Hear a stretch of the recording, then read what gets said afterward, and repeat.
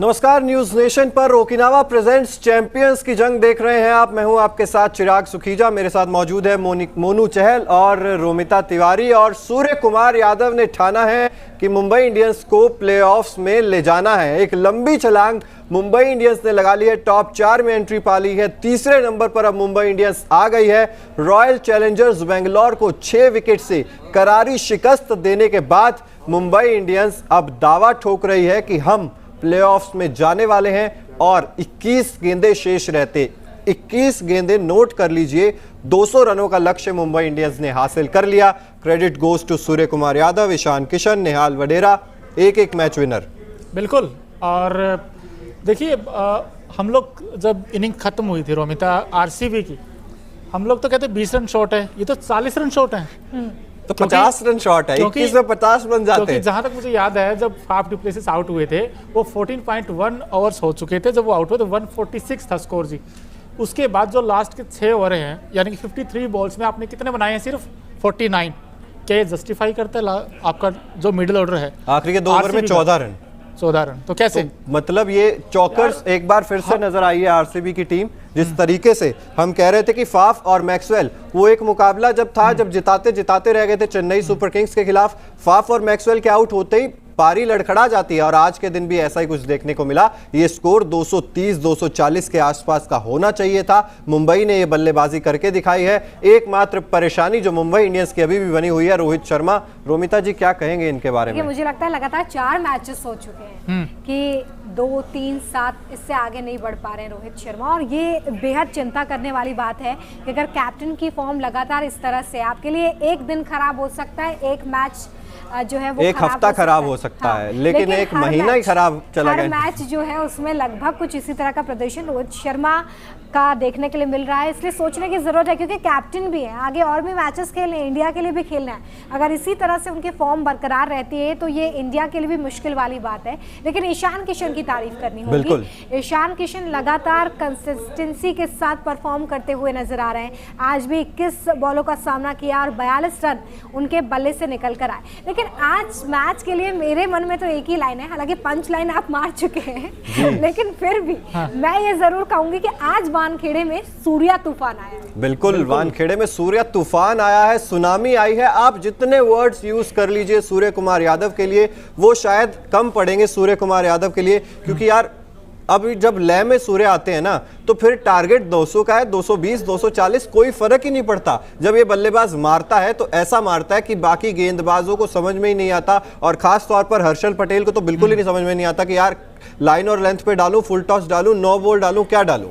बिल्कुल, क्योंकि सूर्य कुमार यादव का खेलने का अंदाज ही कुछ ऐसा है। वो उनके पास हर तरीके का शॉट है। वो पहले ना गेंद पड़ने से, गेंद फेंकने से पहले 2 शॉट बना लेते मन में कि मुझे स्कूप भी मार सकता हूं मैं, ऑन द राइज ही मार सकता हूं मैं। उनके पास हाई शॉट ऑफ रेंज है और उनका खेलने का अंदाज ही बेखौफ है। और ऐसी ही आज इनिंग देखी हमने, और ये मैच विनिंग नॉक है। एक बार फिर सूर्य कुमार यादव ने साबित किया कि मिडिल ऑर्डर में आपकी बल्लेबाजी में जब तक हम हैं तो कोई दिक्कत है नहीं। और निहाल वडेरा को भी भरोसा कर सकते हैं कि अगर कैप्टन ना भी खेले तब भी तो मैच बिल्कुल। लेकिन इन पारियों के लिए थोड़ा सा दुख हो रहा है। फाफ डु प्लेसिस 41 गेंदें, 65 रन, 158.54 का स्ट्राइक रेट, 5 चौके, 3 छक्के, और ये पारी बेकार चली गई। और इसके बाद एक और ऐसी पारी है जो आरसीबी की तरफ से बेकार चली गई, जो कि एक शानदार पारी थी, ग्लेन मैक्सवेल के बल्ले से देखने को मिली थी। वो पारी तो आपको दिखाएंगे, लेकिन उससे पहले विराट कोहली, किंग कोहली, ठीक है बल्ला चल रहा था, लेकिन आज क्या हुआ विराट कोहली को? देखिए, विराट कोहली का जो सबसे बड़ा कंसर्न ये है कि वो लेफ्ट हैंडर जो गेंदबाज उनके सामने आउट हो रहे हैं। ये सबसे बड़ा सवाल है, क्योंकि इस आईपीएल में 3 बार तेज गेंदबाज, जो बाएं हाथ के तेज गेंदबाज है, उनके शिकार बने हैं। या तो बाएं हाथ के तेज गेंदबाजों से आउट होंगे या स्पिनर से आउट होंगे। तो 2 दिक्कतें विराट कोहली के सामने इस आईपीएल में सबसे पहले आउट हुए थे ट्रेंट बोल्ट के सामने, वो जो अंदर आते हुए गेंद थी उस पर आउट हुए। उसके बाद आकाश सिंह की गेंद पर क्लीन बोल्ड हुए, और आज बैरनडॉफ की गेंद पर वो डाउन द ट्रैक आए मारने के लिए और वहां पर बीट हुए और किनारा लगा आउटसाइड से लेकर वो ईशान किशन ने कैच पकड़ा। बट सवाल ये है कि अगर ये विराट कोहली लेफ्ट हैंडर के सामने अगर ऐसे स्ट्रगल करेंगे तो आपका वर्ल्ड टेस्ट चैंपियनशिप में फिर विराट के लिए तो स्टार्क आएंगे, जब मिचेल स्टार्क हैं वहाँ, तो वो एक हो सकता है इसके लिए सवाल है बड़ा कि बिल्कुल। विराट को ये सवाल तो है ही, लेकिन अब बात कर लेते हैं Okinawa effective player of the match. जैसे ओकिनावा का हर स्कूटर है कोस्ट इफेक्टिव, उसी तरीके से आज ये देखिए मुस्कुराता हुआ ये चेहरा मुंबई के सभी फैंस के चेहरे पर ये मुस्कान ले आया। 35 गेंदे 83 रन, 237.14 का स्ट्राइक रेट, 7 चौके, 6 गगनचुंबी छक्के, जिनको कैच करने के बारे में फील्डर सोचते नहीं है, वो सिर्फ देखते हैं। बिल्कुल लेकिन चौंकाने वाली बात ये भी है कि सूर्य कुमार यादव जिस तरह से परफॉर्म कर रहे हैं और जो बाकी प्लेयर्स हैं वो भी इसमें योगदान अपना दे रहे हैं, इसके बाद मुंबई 3rd पोजीशन पर आ गई है। मतलब ये कुछ बिल्कुल। ड्रास्टिक हो गया। जैसे कि हम आईपीएल में पारियों को लेकर ये कहते रहते हैं कि हर एक बॉल के साथ रोमांच है, आईपीएल में आखिर तक क्या हो जाएगा ये किसी को भी नहीं पता होता। कुछ ऐसा ही रोमांच इस बार मुंबई की पारी में देखने के लिए मिला है।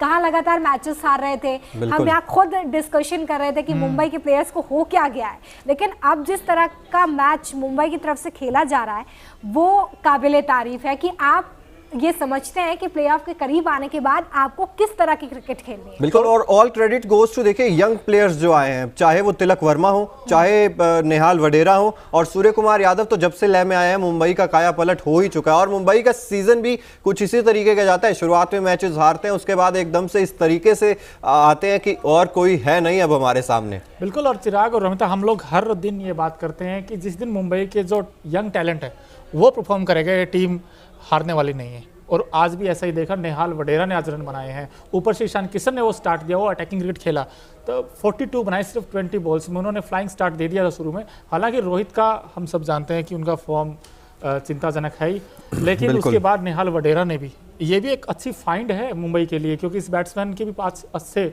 खासे रन बनाने की क्षमता है और उन्होंने आज अपनी एबिलिटी दिखाई है कि वो मिडिल ऑर्डर में अच्छी खासी बैटिंग कर सकते हैं।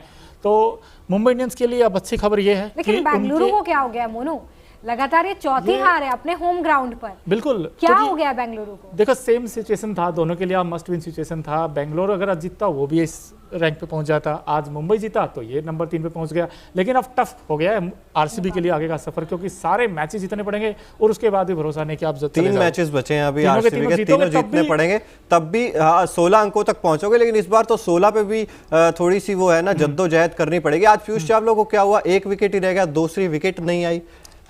ये 2 का जो आंकड़ा था पीयूष चावला का वो टूट गया आज लग रहा है। बिल्कुल, हर मैच में उन्होंने विकेट निकाले आज, लेकिन कैसे निकालेंगे क्योंकि सामने ग्लेन मैक्सवेल जिस फॉर्म में थे आज, आउटस्टैंडिंग बैटिंग की आज, मतलब कि बिल्कुल उन्होंने जो गियर शिफ्ट किए हैं ना आते ही विद द स्पिन, बहुत अच्छे शॉट मारे उन्होंने, क्योंकि ये मैदान ही ऐसा था, क्योंकि ठीक था, इसके ऊपर बाउंस अच्छा था, विकेट ट्रू बैटिंग के सरफेस विकेट था। इन्होंने बहुत अच्छी बैटिंग की और साथ दिया किसने, फाफ डुप्लेसिस ने।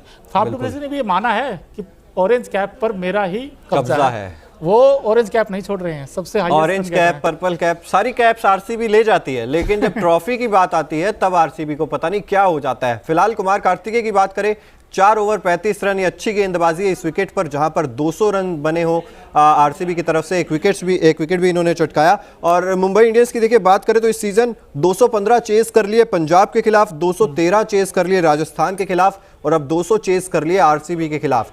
यानी कि जो चेज मशीन है आप मुंबई इंडियंस को कह सकते हैं अब। बिल्कुल, देखिए ये बात अच्छी भी है, अगर यहाँ पर चेस किए जा रहे हैं मैच तो ये मुंबई के लिए एक प्लस पॉइंट भी साबित हो सकता है कि आप कम से कम चेस में अपनी पकड़ को मजबूत बनाए हुए, जैसे हम गुजरात के लिए बात करते हैं कि मैचेस को अच्छे तरीके से गुजरात चेस करती है, तो कुछ इसी तरह से अब मुंबई भी इस पर महारत हासिल करती हुई दिखाई दे रही है। और मुझे लगता है कि विनिंग फैक्टर भी बनता जा रहा है मुंबई के लिए बिल्कुल, कि आप मैचेस को चेस करके और बड़े टारगेट चेस कर रहे हैं आप। और उसमें सबसे बड़ी बॉल में शायद आज 200 चेज हुए हैं। बिल्कुल 21 गेंदें बची थी 99 बॉल्स में, आपने बिल्कुल ठीक कहा, 200 रन का टारगेट चेस किया है यहाँ पर मुंबई इंडियंस। बड़ी बात है, मतलब अगर आप 99 बॉल में 200 रनों का टारगेट चेस कर रहे हो तो ये बताता है कि आप आईपीएल के फॉर्मेट को खेलना जानते हो, आपको पता है कि अगर इतने छोटे फॉर्मेट का मैच है तो आपको किस तरह से क्रिकेट खेलना है, किस तरह से बैटिंग करना है, कहां पर शॉट्स आपको लगाने हैं। बिल्कुल, और सूर्य कुमार यादव जिस तरीके से मैं बात कर रहा हूं, पिछली 6 इनिंग्स में 4 अर्धशतक लगा चुके हैं सूर्य कुमार यादव, और यहीं से लिखी जा रही है